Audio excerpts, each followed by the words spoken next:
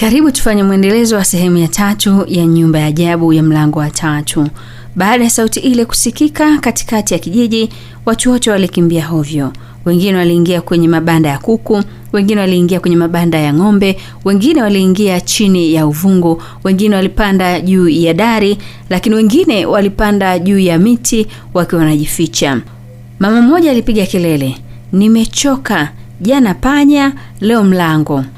Mlango wa 3 ulikuwa umesimama katikati ya soko uking'aa taratibu. Hakukuwa na ukuta, hakukuwa na nyumba, bali ulikuwa mlango pekee.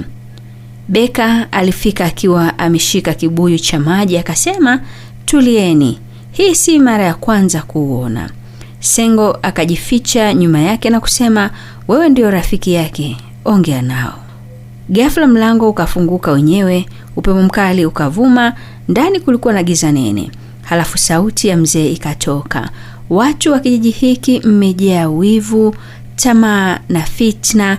Leo nitachagua mmoja aingie ndani." Wananchi wakaanza kutazamana kwa hofu. Mama Maria akasema haraka, "Mimi siendi, nina pressure, nitaanguka nifariki mimi jamani." Mwenyekiti wa kijiji naye akasema, "Mimi nina kikao muhimu kesho, sitaweza kwenda." Balozi wa nyumba 10 naye akasema, "Mimi nina mgonjwa, sitaweza kwenda."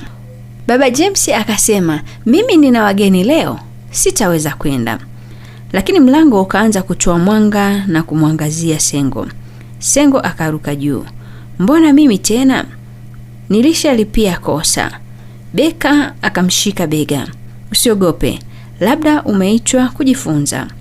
Kwa miguu iliyotetemeka, Senga akaingia ndani, mlango ukafunga nyumba yake. Ndani alijikuta kwenye chumba kikubwa kilichojaa vioo. Kila kioo kilionyesha tabia zake mbaya, wivu, uongo, majivuno na tamaa. Akaona jinsi alivyokuwa akiwacheka watu maskini, akimdharau mama yake na kumchukia Beka kwa mafanikio yake. Sauti ya mzee ikasema, "Mtu anayeshindwa kujiona hawezi kubadilika." Sengo akaanza kulia kwa mara ya kwanza, "Nisamehe, nilikuwa mbaya." Ghafla vioo vyote vikapasuka, mwanga mkali ukatoka.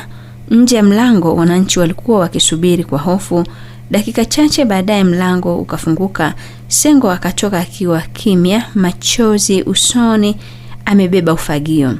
Watu wakashangaa, "Hii ni nini tena Mungu wangu?" Wakaanza kuulizana. Sengo akasema kwa sauti ya chini, "Kuanzia leo naanza kusafisha kijiji. Kwanza tabia zangu, halafu mazingira." Watu wakabaki midomo wazi. Lakini kabla hajaongea, mlango ukaanza kutetemeka tena. Na safari hii ukamwangazia Beka.